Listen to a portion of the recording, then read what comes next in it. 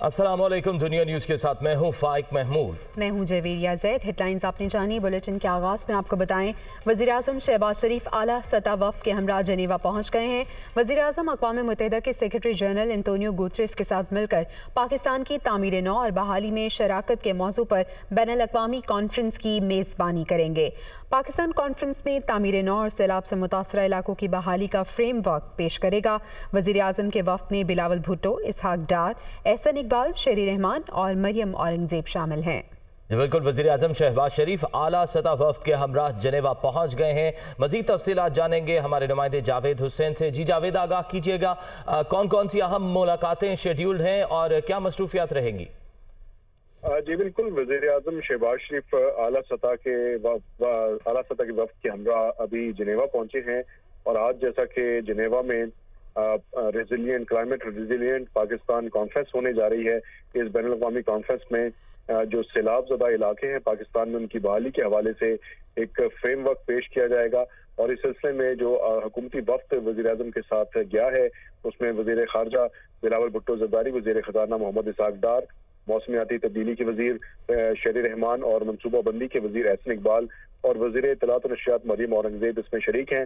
और आज जो है वो अक़वाम मुत्तहिदा के सेक्रेटरी जनरल के साथ वज़ीर आज़म शहबाज शरीफ मिलकर पाकिस्तान की तामीर नौ और बहाली में शराकत दारी के मौजू पर जो बैनुल अक़वामी कॉन्फ्रेंस है, जिसे डोनर्स कॉन्फ्रेंस भी कहा जा रहा है, उसकी मेज़बानी करेंगे।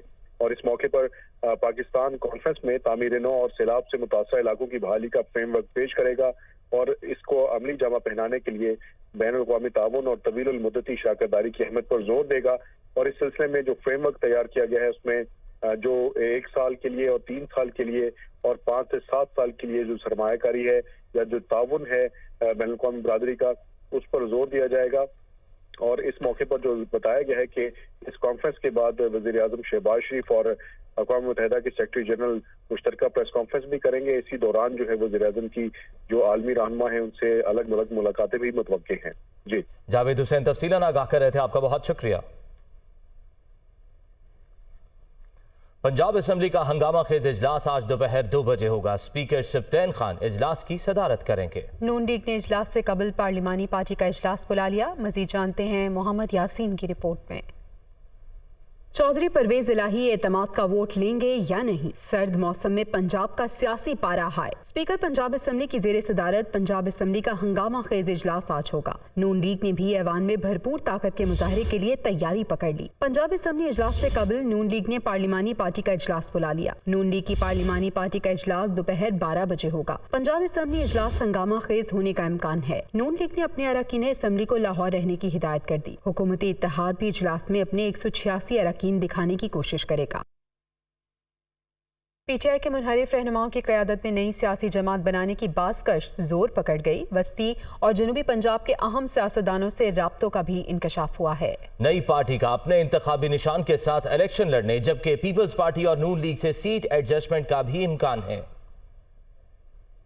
मुल्क में नए सियासी ग्रुप की तश्कील की बाज़गश्त, नई सफबंदी के हवाले से राब्ते, सियासत में क्या नई खिचड़ी पक रही है, तरदीद और ताईद का सिलसिला भी चल निकला। तहरीक इंसाफ के मुनहरिफ रहनुमाओं पर मुश्तमिल नई जमात में वस्ती और जनूबी पंजाब के अहम सियासतदानों के नाम सामने आने लगे। चौधरी सरवर, जहांगीर तरीन और अलीम खान की जानिब से इशारे होने लगे। ये बात भी सामने आई है कि नई जमात नए इंतखाबी निशान से मैदान में उतरेगी। पीपल्स पार्टी और नवाज लीग से सीट एडजस्टमेंट के इम्कान भी जाहिर किए गए, मगर सबसे पहले साबिक गवर्नर पंजाब चौधरी सरवर सामने आए। उन्होंने नई सियासी जमात या कोई ग्रुप बनाने की तो तरदीद की, ताहम उन्होंने मुस्तकबिल की सियासत के लिए मुशावरत की तस्दीक जरूर कर दी। दुनिया न्यूज से गुफ्तगू में उन्होंने तस्लीम किया कि पीपी रहनुमाओं यूसुफ रजा गिलानी और मखदूम अहमद महमूद से इब्तदाई मुलाकातें हुई हैं। मुस्तकबिल में फैसला मुशावरत से करेंगे। जो सियासतदान होते हैं वो सियासतदानों से तो मिलते रहते हैं और मेरे तो तमाम पॉलिटिकल पार्टी के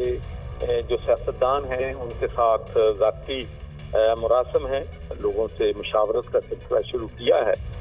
स्कॉटलैंड में गया था, वहाँ भी लोगों को मिला हूँ और जितने भी मेरे दोस्त हैं पूरी दुनिया में उनसे भी मुशावरत जारी है। तो इंशाल्लाह सही वक्त आपकी मीटिंग तो जारी रहती हैं, जब फैसला करेंगे तो फिर इंशाल्लाह अभी मुशावरत जारी है, हम ये कह सकते हैं कि अभी मुशावरत जारी है, बता रहे मीटिंग्स हो रही हैं। जहांगीर तरीन ग्रुप के सीनियर रहनुमा ओन चौधरी ने भी नई पार्टी बनाने की तरदीद कर दी। अपने बयान में ओन चौधरी ने कहा कि जहांगीर तरीन, अलीम खान या चौधरी सरवर कोई नई जमात नहीं बना रहे। तरीन ग्रुप मुस्लिम लीग नून का इत्तेहादी है और रहेगा।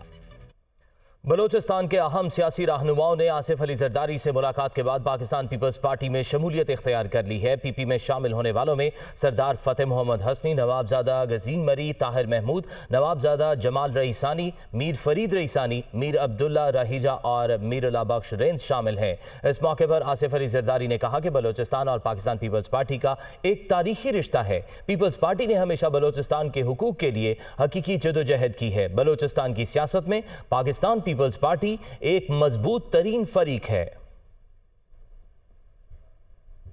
जिक्र करेंगे इमरान खान का, जो कहते हैं कि साफ और शफाफ इलेक्शन ही मसाइल का वाहिद हल है। एमकेएम के ग्रुप्स को जमा, बैप पार्टी को पीपल्स पार्टी में शामिल किया जा रहा है। पंजाब में नवाज लीग को दोबारा लाने की कोशिश की जा रही है। खुदा के वास्ते पॉलिटिकल इंजीनियरिंग ना की जाए। वो कराची में खवातीन कन्वेंशन से वीडियो लिंक खिताब कर रहे थे।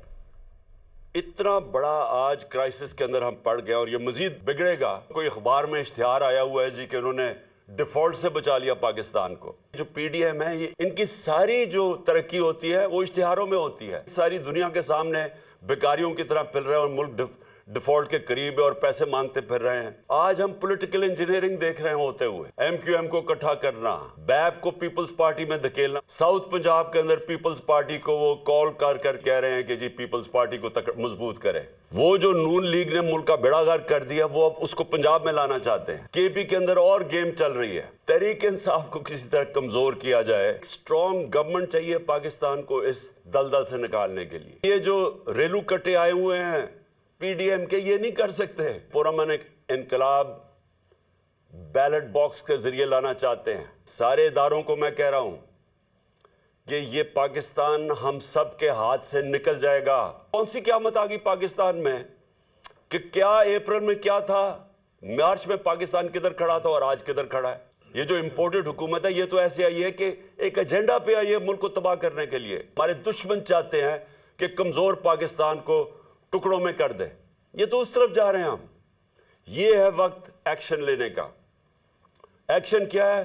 Free and fair elections. कोई पॉलिटिकल इंजीनियरिंग खुदा के वास्ते ना करें। जितनी देर ये ऊपर बैठे रहेंगे, ये क्राइसिस मजीद बढ़ता जाएगा। दूसरी जानिब वज़ीर दाखिला राना सनाउल्लाह कहते हैं कि इमरान खान 4 साल जो जराइम खुद करता रहा, अब दूसरों के नाम लेकर इनको दोहरा रहा है। कौम इमरान खान के झूठ, फ्रॉड और जालसाजी की तारीख अब जान चुकी है। मजीद कहा कि मुल्क आज बहरानों में है तो इसका जिम्मेदार फॉरेन एजेंट इमरान खान है। इमरान खान की नाअहली और करप्शन की वजह से मुल्क मौशी तबाही और डिफॉल्ट के बहरान का शिकार हुआ। इमरान खान परवेज इलाही से हर रोज़ बेइज्जत होने का गुस्सा किसी और पर निकालता है। राना सनाउल्लाह की जानिब से ये कहा गया है। वज़ीर दाखिला राना सनाउल्लाह कहते हैं कि इमरान खान 4 साल जो जराइम खुद करता रहा, अब दूसरों के नाम लेकर उनको दोहरा रहा है। कौम इमरान खान के झूठ, फ्रॉड और जालसाजी की तारीख जान चुकी है। मुल्क आज बहरानों में है तो इसका जिम्मेदार फॉरेन एजेंट इमरान खान है। मजीद कहा कि इमरान खान की नाअहली और करप्शन की वजह से मुल्क मौशी तबाही और डिफॉल्ट के बहरान का शिकार हुआ। JUIFA के सेक्रेटरी जनरल सेनेटर मौलाना अब्दुल गफूर हैदरी की लाहौर चौधरी शुजात हुसैन से मुलाकात हुई। मुलाकात में सेनेटर मौलाना अब्दुल गफूर हैदरी ने चौधरी शुजात हुसैन की खैरियत दरियाफ्त की। मौलाना फजलुर रहमान की तरफ से नेक ख्वाहिशात का इजहार किया गया। मुलाकात में मौलाना अब्दुल गफूर हैदरी ने कहा कि इमरान खान ने मुल्क में गाली कल्चर को फ़रोग दिया। चौधरी शुजात हुसैन का सियासत में नाम, रवादारी और रख रखाव का है। मुलाकात में चौधरी शुजात का कहना था कि कुछ भी हो, पंजाब असम्बली नहीं टूटेगी। जनरल इलेक्शन दूर दूर तक नजर नहीं आ रहे।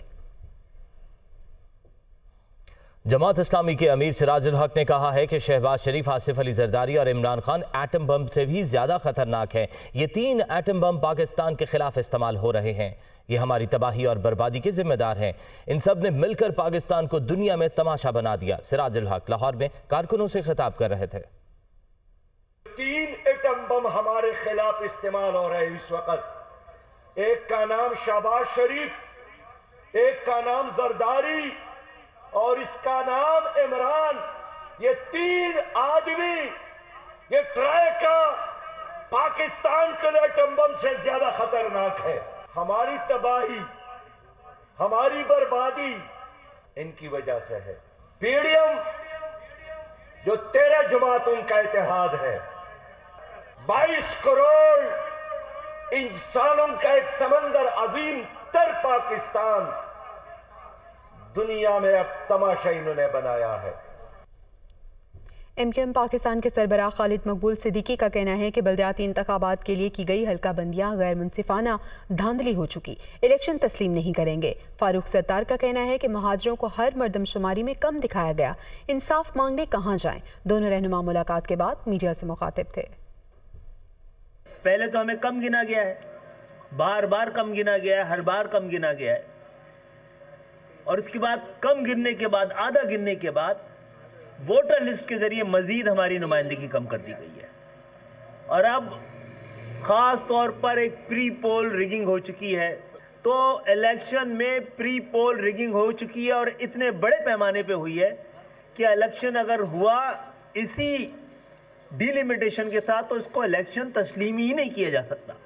दरअसल ये इलेक्शन हो गई ही नहीं, जिसके नताइज पहले से तैयार शुदा है। तो हमने 11 जनवरी को इलेक्शन कमीशन तक दोबारा जाकर उनको ये याद दिलाना है कि शफाफ इलेक्शन कराना आपकी ही जिम्मेदारी है और आप अपनी जिम्मेदारी पूरी करते हुए नजर नहीं आ रहे हैं।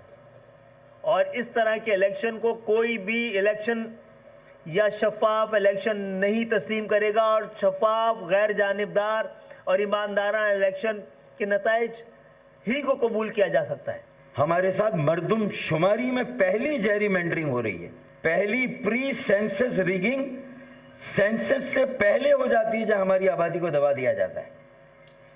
अब ये पाकिस्तान की जुमला हुकूमतों वफाकी सूबाई या जो अदलिया है और अदालतें, उनसे भी ये सवाल है कि भाई अब हम इंसाफ के लिए कहां जाएं और अपनी आबादी को अगर पाकिस्तान में नहीं गिनवा सकते, महाजिरों को पाकिस्तान में नहीं गिना जाता, कराची वालों को पाकिस्तान की मर्दमशुमारी में नहीं गिना जाता, तो हमें बता दे कि हम कहां जाकर अपनी आबादी को गिनवाएं। हमारे पास क्या ऑप्शन है? ये साजिश, हमें भाई को भाई से लड़ाने की एक साजिश तैयार है सिंध के वडेरों, जागीरदारों और पीपल्स पार्टी सिंध के उन हुक्मरानों की तरफ से जिन्होंने किसी के साथ किसी माहिदे का कभी पास नहीं किया। अब वक्त आ गया है कि इनके सियासी चूहे को उतार कर फेंक दें हम। अब वक्त आ गया है कि इनके खिलाफ एक फैसला कुन जद्दोजहद का आगाज करें हम। मुझे ये बू आ गई है कि पसे पर्दा जमात इस्लामी और पीपल्स पार्टी में पैक्ट हो गया है। कराची में आइंदा हफ्ते बल्दियाती इंतखाबात, सिंध की हुक्मरान जमात पीपल्स पार्टी ने इंतखाबी मुहिम का बाकायदा आगाज कर दिया है। शहर में रैली निकाली गई। सूबाई वजीर सईद गनी ने दावा किया है कि कराची का अगला मेयर पीपल्स पार्टी का होगा। मोहम्मद अरशद की रिपोर्ट देखिए।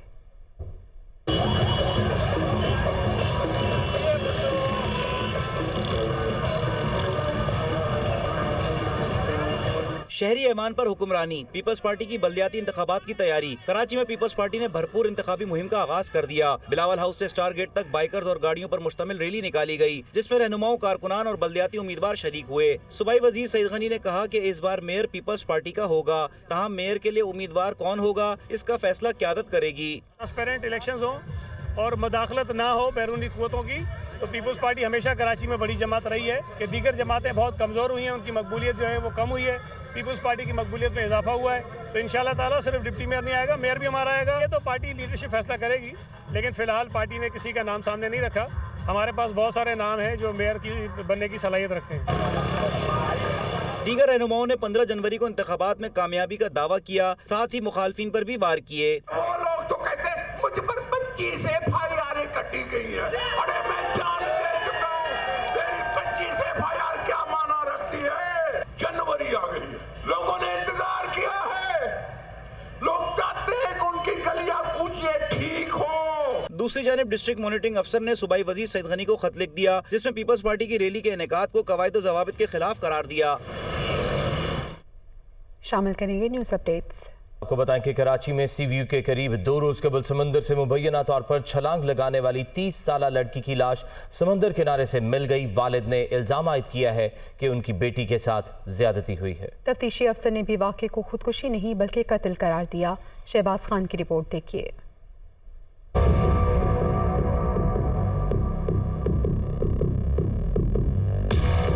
कराची के सीव्यू के करीब 2 रोज कबल मुबैना तौर पर समंदर में छलांग लगाने वाली लड़की की लाश समंदर किनारे से मिल गई। अहले खाना के मुताबिक 23 साला सारा मलिक डिफेंस में कायम वेटरनरी क्लिनिक में काम करती थी। 6 जनवरी को खुशी खुशी घर से क्लिनिक गई थी पर लौटकर वापस न आई। लवाहिकीन का दावा है कि सारा ने खुदकुशी नहीं की बल्कि उसका कत्ल हुआ। हमारे जो लड़के गए थे हॉस्पिटल में, उन्होंने CCTV भी देखी वहाँ पे, और वो कह रहे हैं कि डिलीट होने से पहले कह रहे हैं कि बच्ची को हमने परेशानी की हालत में हॉस्पिटल से निकलते हुए देखा है और वो रो रही थी।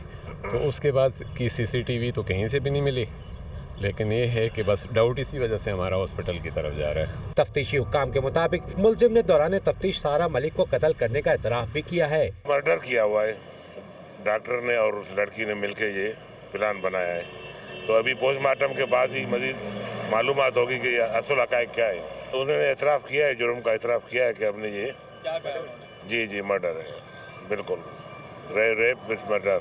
दूसरी जानिब लड़की के वालिद की मुद्दत में साहिल थाने में मुकदमा भी दर्ज करके क्लिनिक के मालिक डॉक्टर शान सलीम और मुलाजमा बिस्मा को गिरफ्तार करके तफ्तीश शुरू कर दी गई है। तहरीक इंसाफ ने महंगाई के खिलाफ लाहौर, कराची समेत कई शहरों में रैलियां निकाली। कारकुनों ने बड़ी तादाद में शिरकत की।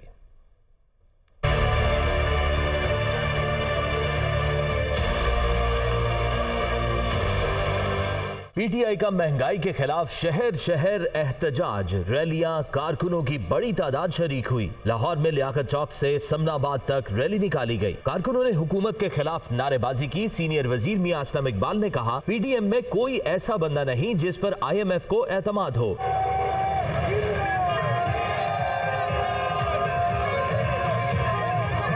कराची के इलाके मलीर में महंगाई मिटाओ मुल्क बचाओ रैली निकाली गई। इमरान इस्माइल और हलीम आदिल शेख ने क़यादत की। रहनुमाओं का कहना था कि इम्पोर्टेड हुकूमत ने मुल्क का सत्यानाश कर दिया। रावलपिंडी में कलर सईदा से पंडोरी चौक तक रैली निकाली गई। सदाकत अली अब्बासी ने क़यादत की। इस्लामाबाद में कोहिनूर चौक से रैली निकाली गई जो जिला काउंसिल चौक पर इख्तिताम पजीर हुई। और हुकूमती इक़दामात के बावजूद लाहौर में आटे की किल्लत ख़त्म ना हो सकी। सरकारी स्कीम के तहत मिलने वाला आटा तलब के मुकाबले में कम पड़ गया। शहरी लंबी लंबी कतारों में लगकर आटा खरीदने के लिए ख्वार होने लगे। रिपोर्ट कर रही हैं सामिया सईद।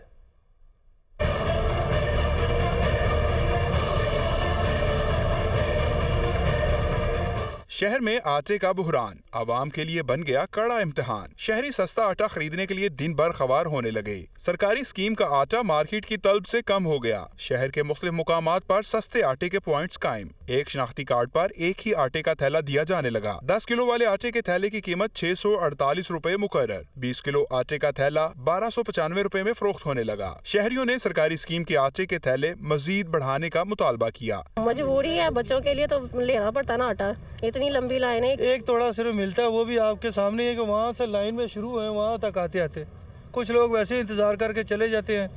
कुछ लोग कहते हैं चलो यार मिल जाएगा, कुछ नहीं होता, मिल ही जाएगा। मार्केट में आम ब्रांड और खुला आटा मनमानी कीमत पर फरोख्त हो रहा है। खुला सुर्ख आटा 120 जबकि चक्की आटा 145 रुपए फी किलो तक बिकने लगा। वज़ीर आला पंजाब चौधरी परवेज़ इलाही ने कहा है कि गंदम और आटे की दस्तयाबी यकीनी बनाने के लिए फ्लोर मिल्स के लिए गंदम का यौमिया सरकारी कोटा बढ़ाकर डबल कर दिया गया है। चौधरी परवेज़ इलाही ने अपने एक बयान में कहा कि पंजाब भर में रोज़ाना 10 किलो आटे के 18,40,000 थैले सरकारी रेट पर दस्तयाब होंगे।